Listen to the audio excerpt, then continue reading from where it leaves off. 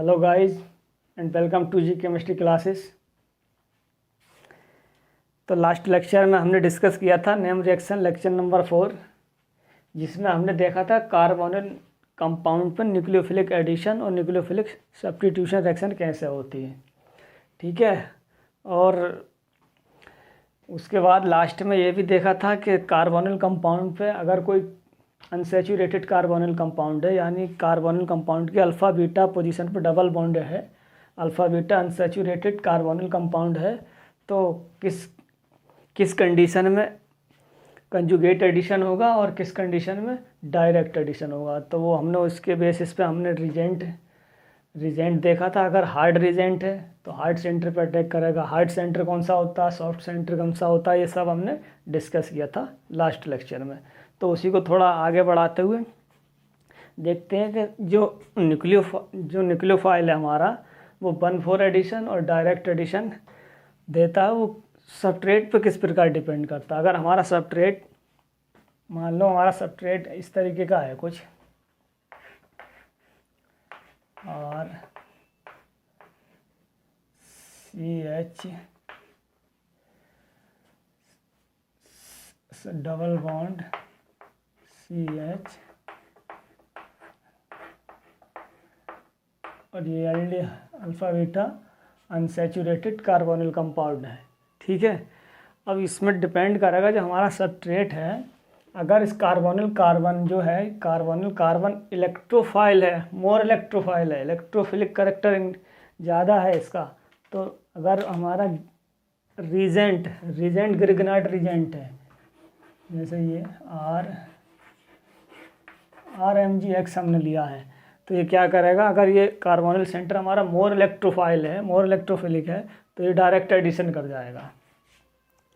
Otherwise carbonyl centre की electrophilicity decrease है, कम है, जैसे फॉर एग्जांपल मैं इसकी इलेक्ट्रोफिलिसिटी को डिक्रीज कैसे कर सकता हूँ, CH डबल बॉन्ड CO, मैंने कोई R ग्रुप लगा दिया जो कि प्लस I इफेक्ट से क्या करता है, इलेक्ट्रॉन डेंसिटी कार्बन सेंटर पे इंक्रीज करता है, तो इलेक्ट्रोफिलिसिटी इसकी थोड़ी डिक्रीज हो गई as compare to this one. और मैं इसको रिड्यूस करता हूँ इलेक्ट्रोफिलिसिटी को, C डबल बॉन्ड CH, और इस बार मैंने एस्टर लगा दिया। ठीक है, अब देखिए जो हमारा ग्रिग्नार्ड रीजेंट है या कोई न्यूक्लियोफाइल है, तो हमारा कहाँ अटैक करेगा इस बार देखिए इलेक्ट्रोफिलिसिटी जो थी इस कार्बोनिल सेंटर की अब डिक्रीज हो गई, क्योंकि इस कार्बोनिल सेंटर के बगल में एक OR ग्रुप भी है, तो OR क्या करेगा, प्लस R इफेक्ट्स है, मीजोमेरिक इफेक्ट या रिजोनेंस के साथ क्या है, इसके साथ कंजुगेशन में है, तो इलेक्ट्रोफिलिसिटी डिक्रीज हो जाएगी, तो हमारा न्यूक्लियोफाइल अटैक करेगा 1,4 एडिशन पे, मतलब 1,4 एडिशन पे क्या होगा, फेवरेबल होगा। जैसे जैसे इलेक्ट्रोफिलिसिटी डिक्रीज होगी तो 1,4 एडिशन या कंजुगेट एडिशन क्या होगा, फेवरेबल होगा और डोमिनेट करेगा। ठीक, और एग्जांपल मैं 1,4 एडिशन के लिखूं, जैसे R कोई भी group CH double bond CH, इस बार मैंने बैरी इलेक्ट्रॉन विथड्रॉइंग ग्रुप NO2 लगा दिया, तो इस केस में भी क्या होगा, 1,4 एडिशन पॉसिबल है। और for example CH double bond CH2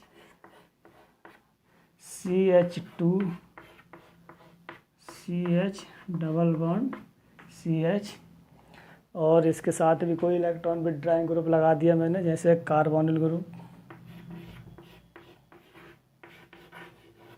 ठीक है, तो कहने का मतलब हमारा सबस्ट्रेट कैसा है, अगर इलेक्ट्रोफिलिसिटी इंक्रीज हो रही है कार्बोनिल सेंटर की, तो क्या होगा, डायरेक्ट अटैक कर सकता है कौन, हमारा न्यूक्लियोफाइल। और कंजुगेट एडिशन, जब इलेक्ट्रोफिलिसिटी डिक्रीज होगी तो कंजुगेट एडिशन फेवरेबल होगा। एक क्वेश्चन कर लेते हैं। क्वेश्चन है,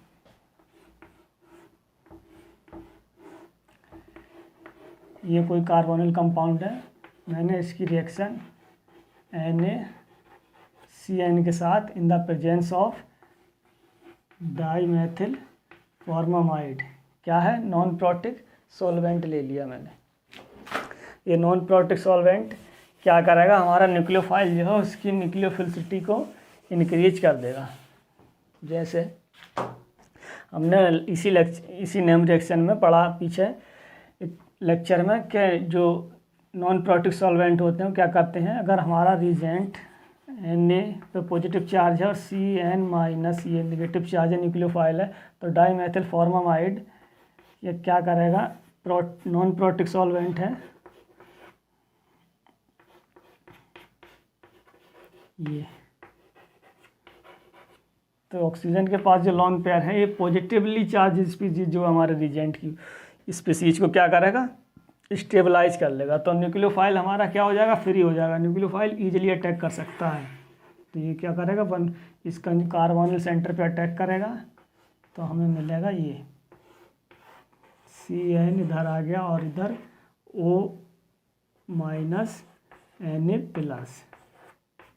ठीक। ये O-Na+ मिला में पोलर कंपाउंड, तो मैं इसका एसिडिक वर्कअप करा दूँ इन द प्रेजेंस ऑफ, चलिए सेकंड स्टेप में मैंने H2SO4 डाल दिया। एसिडिक वर्कअप के बाद H2SO4 आफ्टर वर्कअप, ठीक है। वर्कअप के बाद ये हमें मिला CnOH और H2SO4 क्या करेगा, इसको प्रोटोनेट कर देगा, ठीक। जैसे ही इसको प्रोटोनेट करेगा OH को प्रोटोनेट कर दिया इसने, मान लीजिए H2SO4 क्या है, एसिड है, H2SO4 यहाँ से H+ निकलेगा और OH को इसने क्या किया, प्रोटोनेट कर दिया Cn, और ये हो गया OH2, ऑक्सीजन पे पॉजिटिव चार्ज। अब देखिए इस स्टेप में क्या हो सकता है, यदि मैं इसका एलिमिनेशन करा दूं, जैसे वाटर मॉलिक्यूल क्या है, एक गुड लिविंग ग्रुप है, तो in the presence of H2SO4 water molecule यहाँ से रिमूव अगर मैं करा दूं, एलिमिनेशन करा दूं, तो इस पोजीशन में पॉजिटिव चार्ज आ जाएगा। देखिए कुछ इस तरीके से, जैसे ही वाटर मॉलिक्यूल रिमूव होगा तो ये Cn- इस पोजीशन पे आ जाएगा पॉजिटिव चार्ज, जो क्या है, बिल्कुल भी स्टेबल नहीं है, बिल्कुल भी स्टेबल नहीं है, क्योंकि जो ग्रुप हमारा लगा है ये क्या है, वेरी इलेक्ट्रॉन विदड्राइंग ग्रुप है, इलेक्ट्रॉन डेंसिटी को और अपनी तरफ खींचे हुए है, खींचेगा यूँ, तो इस पर जो पॉजिटिव चार्ज है इसको बिल्कुल पॉजिटिव चार्ज को आने नहीं देगा, ठीक है। तो यहाँ से ये वाटर मॉलिक्यूल रिमूव नहीं होगा, एलिमिनेशन रिएक्शन नहीं होगी। यदि आप सोचें कि एलिमिनेशन रिएक्शन यहाँ हो जाएगी, देखिए जैसे ही हमारा इलेक्ट्रॉन विदड्राइंग ग्रुप है Cn- कुछ इस तरीके से ट्रिपल बॉन्ड N, ठीक है, तो ये इलेक्ट्रॉन डेंसिटी नाइट्रोजन की तरफ शिफ्ट हो रही है, तो इस पोजीशन पे इलेक्ट्रॉन डेंसिटी ऑलवेज रिड्यूज है, तो यहाँ से लिविंग इतना इजीली वाटर मॉलिक्यूल एलिमिनेट नहीं होगा। रिएक्शन क्या हो सकती है, acidic workup in the presence of water, in the presence of water क्या करेगा, यहाँ OH रहेगा, और ये जो हमारे OH के पास लोन पेयर है, ऑक्सीजन के पास जो लोन पेयर है, ये अटैक करेगा इस कार्बन सेंटर पे, तो नाइट्रोजन की तरफ पाई बॉन्ड शिफ्ट हो जाएगा इस तरह से, ठीक है, और इधर OH एज इट इज रहेगा, ठीक है, इधर वाटर मॉलिक्यूल अटैच हो गया, और ये N पे नेगेटिव चार्ज, नाइट्रोजन पर नेगेटिव चार्ज, ये क्या करेगा, इस वाटर मॉलिक्यूल से एक हाइड्रोजन प्रोटॉन एक्सेप्ट करेगा, जैसे ऑक्सीजन पर पॉजिटिव चार्ज था तो न्यूट्रल हो जाएगा। अगले स्टेप में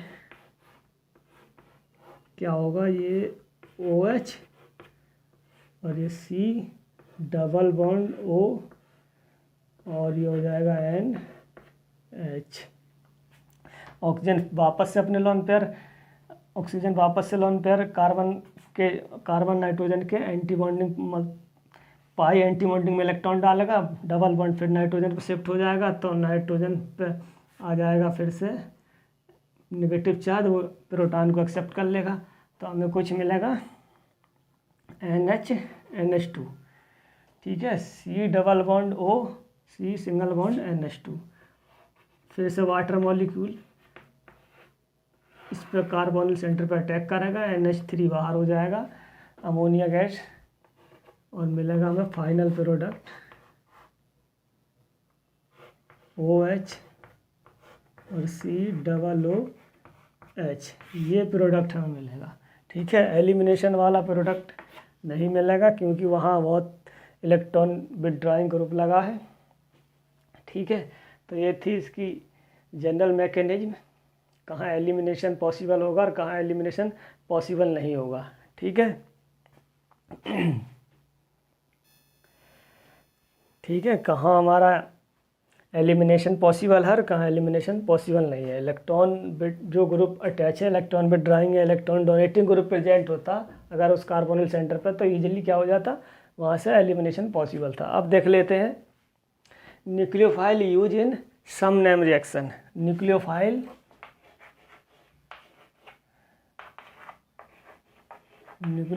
used in some name reaction.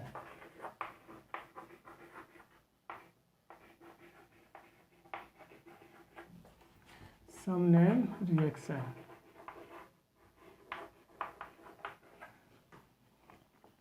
देखिए नेम रिएक्शन में हमारा न्यूक्लियोफाइल जैसे नंबर फर्स्ट इलिड हो सकते हैं, इलाइट्स,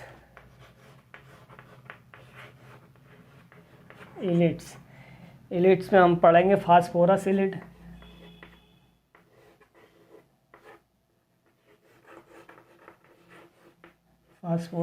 सल्फर इलिड और नाइट्रोजन इलिड। जितने भी हेटेरो एटम है, हेटेरो एटम जैसे फास्फोरस है, सल्फर है, नाइट्रोजन है, अगर हमारे कार्बन हाइड्रोजन कंपाउंड जो होते हैं उसमें अगर ये फास्फोरस, सल्फर और नाइट्रोजन प्रेजेंट होता है तो ये हेटेरो एटम क्या है, फास्फोरस इलिड और सल्फर इलिड और नाइट्रोजन इलिड इजीली बनाते हैं। ठीक है, तो ये सब इलिड्स क्या करते हैं, न्यूक्लियोफाइल की तरह बिहेव करते हैं। फॉर एग्जांपल अगर मैं फास्फोरस का कंपाउंड लूँ PPH3, तो क्या करेगा, फास्फोरस PPH3 PH इसकी रिएक्शन मैंने CH3CX क्या है, हेलोजन, इसके साथ करा दिया। तो फास्फोरस के पास लोन पेयर है तो ये क्या करेगा, इस CH3 पर अटैक कर देगा क्योंकि इसके पास लिविंग ग्रुप प्रेजेंट है। तो ये क्या होगा, न्यूक्लियोफिलिक सब्स्टिट्यूशन यानी SN2 टाइप रिएक्शन हो गई, न्यूक्लियोफिलिक सब्स्टिट्यूशन रिएक्शन। फास्फोरस इलिड ने क्या काम किया, इलेक्ट्रोफाइल पर अटैक कर दिया और X माइनस को बाहर। ठीक है, हमें कुछ मिलेगा compound PPH3 P single bond CH3, तो फास्फोरस पे आ जाएगा पॉजिटिव चार्ज। इसी तरह से सल्फर इलिड्स भी क्या काम करते हैं, ये Me प्लस CH3X के साथ मैंने इसका रिएक्ट कराया, तो सल्फर भी क्या करेगा, सल्फर के पास भी लोन पेयर है, ये भी क्या करेगा, SN2 रिएक्शन देगा, nucleophilic substitution reaction. Sulphur single bond Me, sulphur पे पॉजिटिव चार्ज। नाइट्रोजन इलिड भी क्या करेगा, सेम रिएक्शन देगा। फॉर एग्जांपल NMe3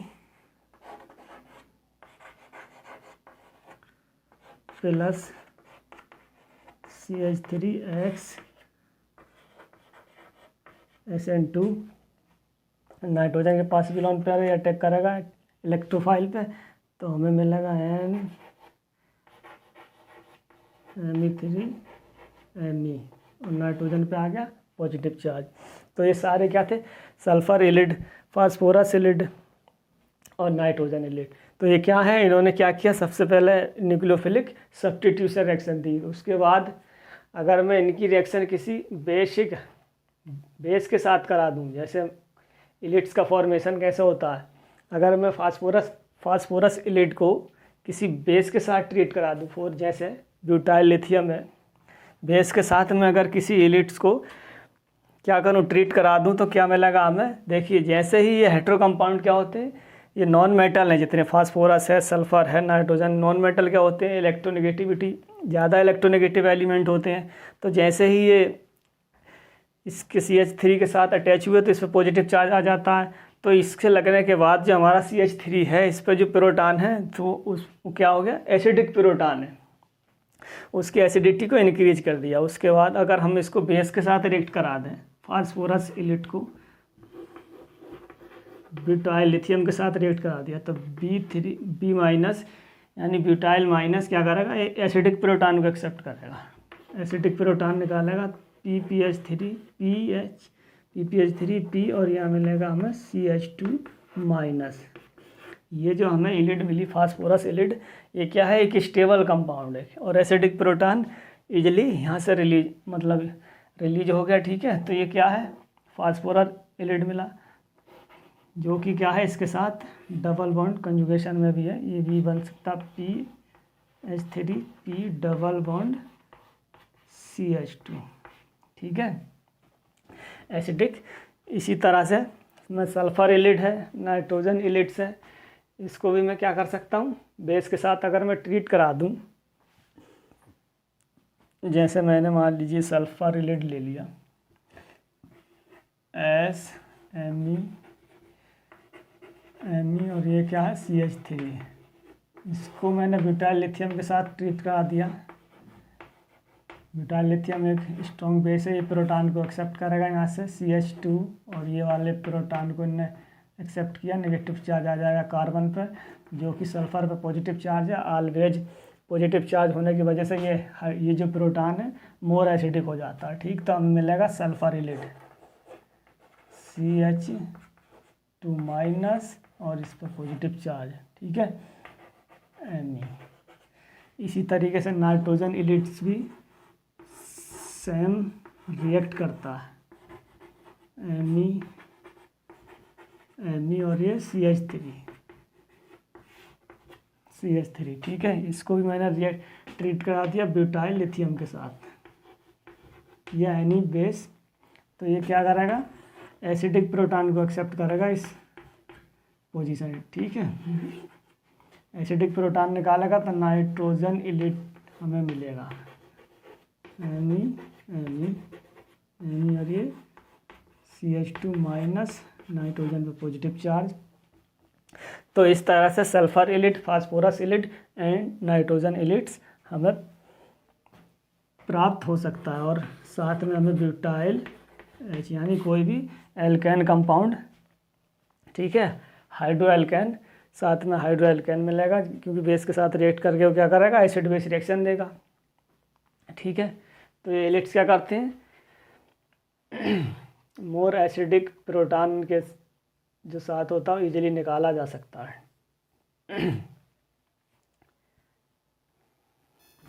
तो ये फास्फोरस इलिड, नाइट्रोजन इलिड्स और सल्फर इलिड्स। अब इसमें नाइट्रोजन और सल्फर फास्फोरस में डिफरेंस ये है, नाइट्रोजन इलिड्स जो है हमारा यानी CH2 नेगेटिव चार्ज और नाइट्रोजन पे है पॉजिटिव चार्ज, और फास्फोरस इलिड्स PH और ये CH2 फास्फोरस पे पॉजिटिव चार्ज, और सल्फर इलिड्स जो होती हैं, फास्फोरस और सल्फर के पास क्या होता है, देखिए फास्फोरस और सल्फर के पास क्या होता है, इनमें बैकेंड डी ऑर्बिटल होता है। ठीक, बैकेंड डी ऑर्बिटल होता है, तो ये क्या करते हैं, इसके साथ इजीली रिजोनेंस में डबल बॉन्ड कैरेक्टर रखते हैं, जैसे PH3P डबल बॉन्ड CH2, और सल्फर भी इसके साथ क्या है, डबल बॉन्ड रिजोनेंस में आ जाएगा। ये नेगेटिव चार्ज और नेगेटिव पॉजिटिव क्या करेंगे, यहाँ पर बॉन्ड बना लेंगे, तो हमें मिलेगा Me डबल बॉन्ड CH2, क्योंकि सल्फर के पास भी क्या है, एम्प्टी डी ऑर्बिटल प्रेजेंट है। ठीक, और जितने भी नॉन मेटल जो होते हैं वो मोर इलेक्ट्रोनेगेटिव होते हैं, मोर इलेक्ट्रोनेगेटिव होने की वजह से जो इसमें प्रोटॉन है हाइड्रोकार्बन इस कार्बन पे, तो वो और एसिडिक हो जाता है, जिसकी वजह से उसे ईजिली रिमूव किया जा सकता है। फास्फोरस इलिट्स फास्फोरस इलिट्स का जनरली जो रिएक्शन होती है, मोस्ट ऑफ द केसेस में फास्फोरस इलिट्स क्या करती हैं, इनसे हमें विटिक रिएक्शन मिलती है। विटिक रिएक्शन में ये विटिक रिएक्शन देती हैं फास्फोरस इलिट। विटिक रिएक्शन क्या होती है, कोई कार्बोनिल कंपाउंड है जैसे कीटोन एल्डिहाइड पे अगर हम फास्फोरस इलिट की रिएक्ट करा दें तो हमें एल्कीन का फॉर्मेशन होता है। ठीक है, ये सब हम पढ़ेंगे। एल्कीन का फॉर्मेशन होता है, यानी विटिक फास्फोरस इलिट्स विटिक रिएक्शन देती हैं। हॉर्नर वुडवर्थ और कॉमन रिएक्शन भी देती हैं। ठीक, जैसे फास्फोरस इलिट जनरली एक बहुत ही फेमस रिएक्शन देती है, इसको हम बोलते हैं विटिक रिएक्शन।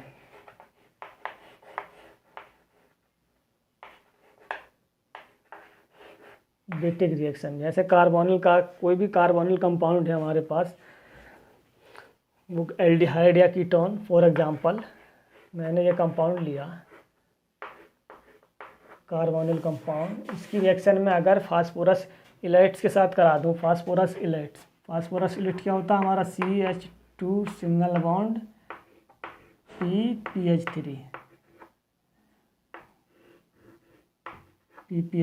फास्फोरस पे पॉजिटिव चार्ज और कार्बन पे नेगेटिव चार्ज। हाँ देखिए, कार्बन फास्फोरस और नाइट्रोजन और सल्फर ये क्या होते हैं, नॉन मेटल है, तो electronegativity as compare to carbon, sulphur, phosphorus और नाइट्रोजन की इलेक्ट्रोनेगेटिविटी ज़्यादा होती है। तो इसमें हम ये भी कह सकते हैं कि नाइट्रोजन और फास्फोरस पे क्या है, पॉजिटिव चार्ज आ जाता है, जबकि आना चाहिए था फास्फोरस और सल्फर पे नेगेटिव चार्ज या नाइट्रोजन पे नेगेटिव चार्ज आना चाहिए था। इसी को हम क्या बोल सकते हैं, अम्पुलंग इफेक्ट या रिवर्सल ऑफ पोलैरिटी भी बोलते हैं। नेगेटिव चार्ज पहुंच जाता है कार्बन पे, जबकि कार्बन की इलेक्ट्रोनेगेटिव क्या है, कम है as compare to phosphorus, sulphur और नाइट्रोजन। तो इसी को हम बोलते हैं अम्पुलंग इफेक्ट या रिवर्सल ऑफ पोलैरिटी। ठीक है, नेगेटिव चार्ज पहुंच गया कार्बन पे, तो कार्बन क्या करेगा, इस कार्बोनिल सेंटर पे अटैक करेगा इलेक्ट्रोफाइल पे, तो हमें मिलेगा इस तरह का कुछ इंटरमीडिएट मिलेगा। ठीक, और ये CH2 और ये हमारा फास्फोरस है PPH3। ठीक है, फास्फोरस पे पॉजिटिव चार्ज और ये ऑक्सीजन पे आ गया नेगेटिव चार्ज। जैसे डबल बॉन्ड यहाँ से ब्रेक कर गया, नाइट्रोजन ऑक्सीजन पे नेगेटिव चार्ज, तो ऑक्सीजन और फास्फोरस के बीच देखिए, ऑक्सीजन पे नेगेटिव चार्ज है, फास्फोरस पे पॉजिटिव चार्ज देती है, फास्फोरस के साथ बॉन्ड बनाएगा। ठीक है, फास्फोरस और ऑक्सीजन का बॉन्ड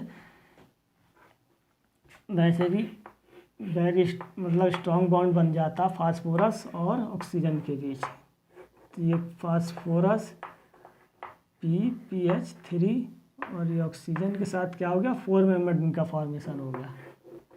अगले स्टेप में क्या होगा, देखिए अगले स्टेप में जो फास्फोरस के पास क्या है, बैकेंड डी ऑर्बिटल होता है। बैकेंड डी ऑर्बिटल होने की वजह से, और ऑक्सीजन के पास एक्स्ट्रा लोन पेयर भी होता है।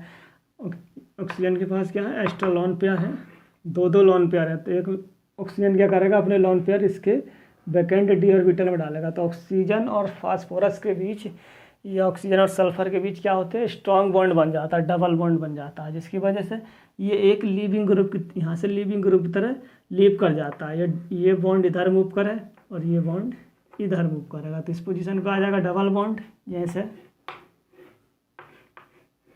ये।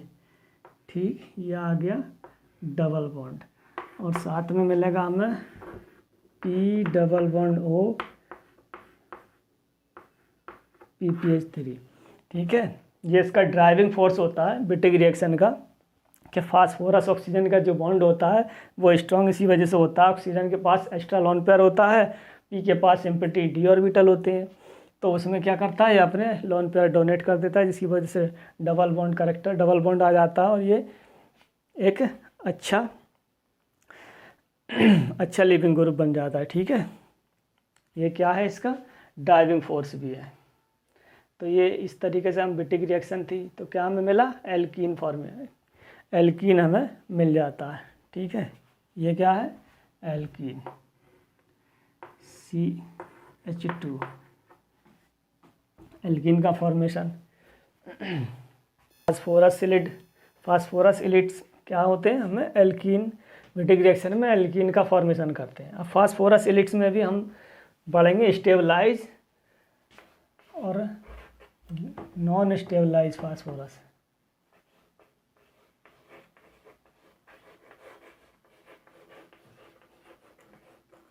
फास्फोरस इलिट्स, फास्फोरस इलिट्स में क्या होता है, स्टेबलाइज इलिट्स। स्टेबलाइज कैसे होगी,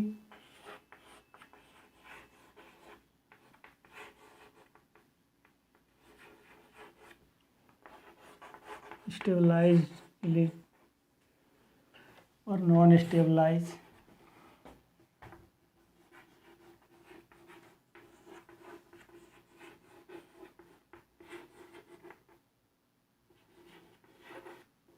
ठीक है, नॉन स्टेबलाइज्ड इलिट। देखिए स्टेबलाइज कब होगा, अगर मैं ये इलिट्स है हमारे पास,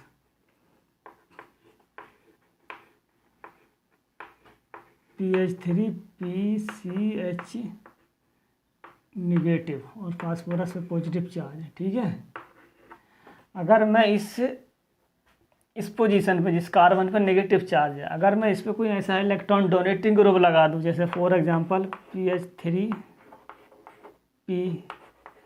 और ये CH, इधर मैंने लगा दिया कोई भी मैथिल ग्रुप लगा दिया, तो इस पर ऑलवेज नेगेटिव चार्ज था कार्बन पे, तो इसने क्या किया, जैसे ही इस पर मैंने मैथिल ग्रुप या कोई और इलेक्ट्रॉन डोनेटिंग ग्रुप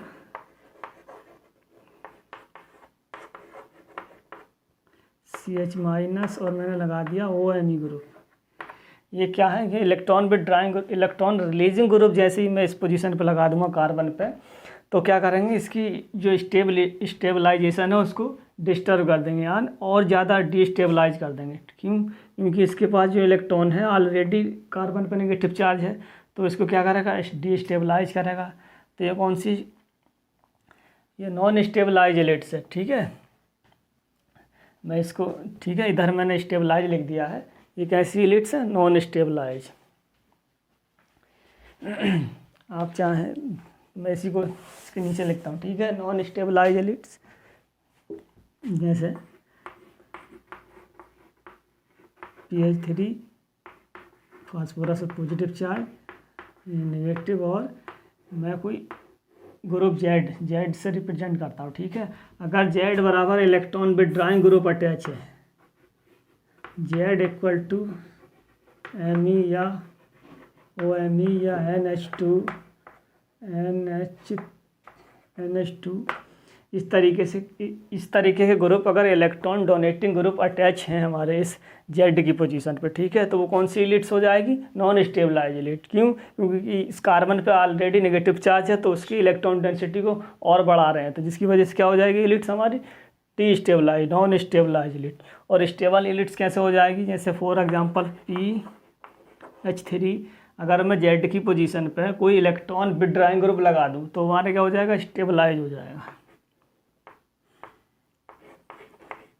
पॉजिटिव, और ये C निगेटिव, ये है हमारा जेड कोई कंपाउंड है। इधर जेड इक्वल मैं लिख सकता हूँ, जेड बराबर कोई भी इलेक्ट्रॉन विथड्राइंग ग्रुप NO2, और ये कार्बोनिल कंपाउंड इलेक्ट्रॉन विथड्राइंग ग्रुप, और ये भी आपका हो गया OR, और आपका हो सकता है एक्सेट्रा, कोई हेलोजन भी हो सकता है। ठीक है, ये सब क्या है, इलेक्ट्रॉन विथड्राइंग ग्रुप है।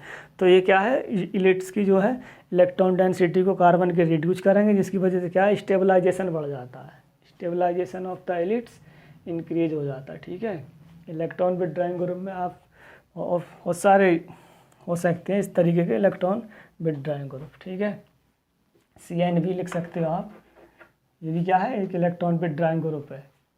तो ये सब क्या करते हैं, इलिट्स की स्टेबलाइजेशन को बढ़ाते हैं। तो एक क्वेश्चन कर लेते हैं, which give Michael Edison, compound है,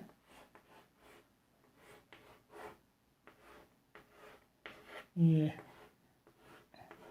इधर मैंने लगा दिया टर्सरी ग्रुप, टर्सरी ब्यूटाइल। ठीक है, इसमें भी मैंने क्या किया, गिलमान रिजेंट लिया, R2 क्या होता है गिलमान रिजेंट, R2CuLi। ठीक है, ये मैंने कोई भी conjugated alpha beta unsaturated carbonyl compound लिया, इधर मैंने कोई भी सब्स्टिट्यूशन नहीं लगाया। इसमें भी सेम रिजेंट है R2CuLi। अब इसमें देखना है, बताना है कि which give the Michael addition, कौन सा कंपाउंड है माइकल एडिशन देगा। देखिए हमारा गिलमान रिजेंट क्या होता है, सॉफ्ट रिजेंट होता, हम ऑलरेडी डिस्कस कर चुके हैं। गिलमान रिजेंट क्या सॉफ्ट रिजेंट है, तो सॉफ्ट रिजेंट का काम क्या होता है, 1,4 एडिशन यानी माइकल एडिशन। माइकल एडिशन देगा, यहाँ से ये क्या करेगा, इस पोजीशन पर अटैक करेगा, हालांकि हिंड्रेंस है इस पोजीशन पे, लेकिन फिर भी क्या होगा, ये माइकल एडिशन देगा। ठीक है, क्योंकि हमारा जो R ग्रुप है अगर स्मॉल है तो वो क्या करेगा, माइकल एडिशन को ही फेवर करेगा। तो दोनों क्या देंगे, माइकल एडिशन। माइकल एडिशन जैसे अटैक करेगा ऑक्सीजन पे नेगेटिव चार्ज पहुंच जाएगा, डबल बॉन्ड इस पोजीशन पे आ जाएगा, और ये टर्सरी ब्यूटाइल ग्रुप ये हमारा लग गया R। अगले स्टेप में अगर मैं इसका एसिडिक वर्कअप करा दूँ, ये इधर जाएगा, और कोई भी इलेक्ट्रोफाइल या एसिडिक प्रोटॉन, कोई भी इलेक्ट्रोफाइल हो सकता है, वो इधर अटैक कर जाएगा, और ये हमें मिलेगा फाइनल स्टेप में डबल बॉन्ड O और ये टर्सरी ब्यूटाइल ग्रुप, और ये आ गया हमारा कोई भी इलेक्ट्रोफाइल। सेम प्रोडक्ट हमें इस रिएक्शन में मिलेगा, ये हमारा न्यूक्लियोफाइल अटैक करेगा कंजुगेटेड डबल बॉन्ड पे, डबल बॉन्ड पे अटैक करेगा तो डबल बॉन्ड ऊपर शिफ्ट हो जाएगा, कार्बोनिल के ऑक्सीजन पे जाएगा नेगेटिव चार्ज, इस तरह से डबल बॉन्ड इधर शिफ्ट हो जाएगा, और इधर कोई भी हमारा न्यूक्लियोफाइल ऐड हो गया।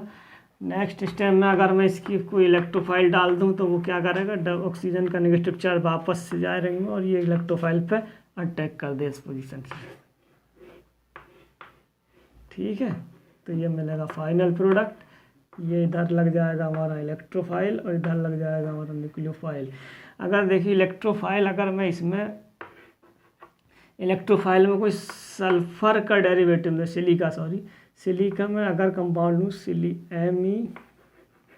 Me3 और मैंने इधर लगा दिया X हेलोजन। अब देखिए, अब ये ऑक्सीजन अपने इधर नेगेटिव चार्ज डीलोकलाइजेशन में नहीं जाएगा, आप किस पोजीशन में, ऑक्सीजन डायरेक्ट सल्फर पे अटैक करेगा, सिलिका पे अटैक करेगा तो X माइनस बाहर हो जाएगा, क्योंकि देखिए ऑक्सीजन और सिलिका बॉन्ड भी वेरी स्ट्रॉन्ग होता है, तो इसलिए इस स्टेप में क्या होगा, हमारा इलेक्ट्रोफाइल कहाँ ऐड हो जाएगा, ऑक्सीजन पे, Me3 डबल बॉन्ड यही इस पोजीशन पर रहेगा, ये हमारा न्यूक्लियोफाइल जो पहले से था। ठीक है, ये हमें ध्यान में रखना है। सिलिका क्या होता है, क्योंकि सिलिका और ऑक्सीजन के पास फिर वही वाला कॉन्सेप्ट, ऑक्सीजन के पास लोन पेयर है, सिलिका के पास एम्पिटी ऑर्बिटल है, तो इसके साथ ऑक्सीजन सिलिका के साथ अटैच हो जाएगा। इस क्लास को यहीं रोकते हैं। आई होप आपको समझ आया होगा, तो बने रहिए हमारे साथ और पढ़ते रहिए। मिलते हैं नेक्स्ट क्लास में। Thank you for watching.